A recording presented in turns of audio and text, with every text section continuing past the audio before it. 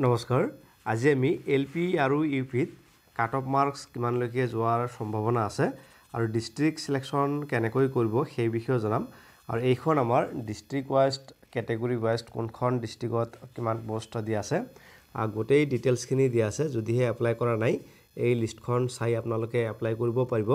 আৰু এইবাৰ এলপিত cut off marks কম যোৱাৰ সম্ভাৱনা বহুত আছে আৰু এইবাৰ ইউপিত হাই হোৱাৰ সম্ভাৱনা আছে কাৰণ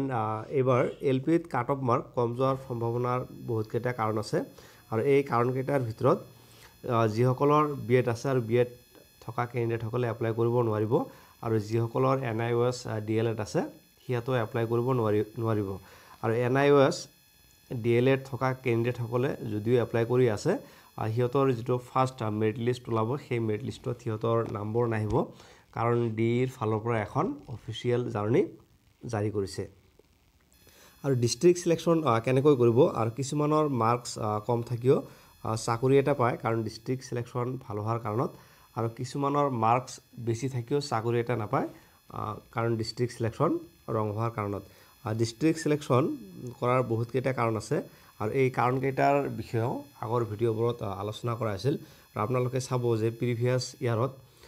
যিবোৰ ৰিক্ৰুটমেন্ট হৈছিল সেই ৰিক্ৰুটমেন্টবোৰত যে কোনবোৰ ডিস্ট্ৰিক্টত কাট অফ মাৰ্কস হাই গৈছিল আৰু কোনবোৰত কম গৈছিল সেইবোৰৰ পৰা এটা আইডিয়া ল'ব কাৰণ কিছুমান ডিস্ট্ৰিক্ট সাপোজ গুৱাহাটী যদি মেট্ৰো যদি ধৰা হয় তেতিয়াহলে সেইবোৰ ডিস্ট্ৰিক্টত কি হয় কাট অফবোৰ হাই যায় বা মৰিগাঁও এইবোৰত হাই যায় আৰু কিছুমান কাট অফ ডিস্ট্ৰিক্টত কাট অফবোৰ কম যায় তিনচুকীয়া ধেমাজি এইবোৰত কম যোৱাৰ বহুত ৰিজন আছে আৰু আপোনালোকে পোষ্টবোৰ চাব কোনখন ডিস্ট্ৰিক্টত কিমানটা পোষ্ট দি আছে আৰু আজি আমি গোলাঘাট ডিস্ট্ৰিক্টত কাট অফ মাৰ্কস কিমানলৈকে যোৱাৰ সম্ভাৱনা আছে সেই বিষয়ে চাম আৰু গোলাঘাট ডিস্ট্ৰিক্টত যেহেতু কিউআৰত পোষ্ট দিয়া আছে 101 আৰু ওবিসি আৰু এমওবিসি দিয়া আছে 26টা এসসি দিয়া আছে 12টা আৰু এসটিপিত ইয়াতে নীল আছে এসটিএইচ সিলত দিয়া আছে 19টা গতিকে গোটেই ডিটেইলছখিনি ইয়াতে দিয়া আছে এতিয়া আমি চাম যে কাট অফ মাৰ্কস কিমানলৈকে যোৱাৰ সম্ভাৱনা আছে আৰু প্ৰথমতে আমি চাম যে ওবিসিৰ কাট অফ মাৰ্কস কিমানলৈকে যোৱাৰ সম্ভাৱনা আছে সৰি এটো যোৰহাট লিখা আছে এটো গোলাঘাট ডিস্ট্ৰিক্ট হ'ব আৰু ওবিসি আৰু এমওবিসি ইয়াৰ যেটো টেটৰ মাৰ্ক যেহেতু 85% ল'ব গতিকে ইয়াৰ ধৰা হৈছে 62 into 85 আৰু হাই সেকেন্ডাৰী পৰা ল'ব যেহেতু 5% গতিকে 68 ধৰা হৈছে 68 into 5/100 আৰু ডিএলএডৰ পৰা ল'ব যেহেতু 5% 75 into 5/100 আৰু ইয়াৰ টেটৰ হ'ব 52.7 আৰু হাই সেকেন্ডাৰীত হ'ব 3.4 আৰু ডিএলএড বা ডিএলএডত হ'ব 3.75 ইয়াৰ টোটাল হ'ব 59.85 আৰু যদিহে ওবিসি বা এমওবিসি ক্যান্ডিডেট হয় যদিহে আপোনালোকৰ 59 বা 60 আছে তেতিয়াহলে চাকৰিটো কনফাৰ্ম বুলি ধৰিব পৰা যায় কাৰণ এইবাৰ এলপিত যেহেতু এনআইওএস আৰু বিএড ক্যান্ডিডেট সকলে নাথাকিব আৰু কাট অফ মাৰ্কস কম যোৱাৰ সম্ভাৱনা বহুত বেছি আছে আৰু ইয়াৰ পিছত যেটো আমাৰ এসসি আছে এসসি সাম যে একে সেম যে টেটৰ পৰা ল'ব 85% হাই সেকেন্ডাৰী 5 আৰু ডিএলএডৰ পৰা ল'ব 5 আৰু ইয়াৰ যেটো টেটৰ মাৰ্ক ধৰা আছে 58 into 85/100 আৰু হাই সেকেন্ডাৰী ধৰা আছে 65 into 5/100 আৰু ডিএলএড ধৰা আছে 75 into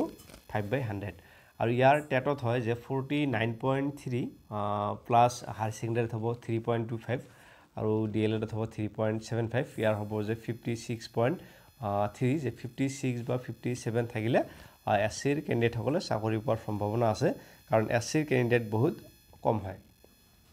আৰু যেটো একেবাৰে শেষত যেটো আমাৰ ইউআৰত যেহেতু এসসি এসটি ওবিসি এমওবিসি যিসকলে নিজামত পাস কৰে প্ৰথমতে ইউআৰত সোমাই যায় গতিকে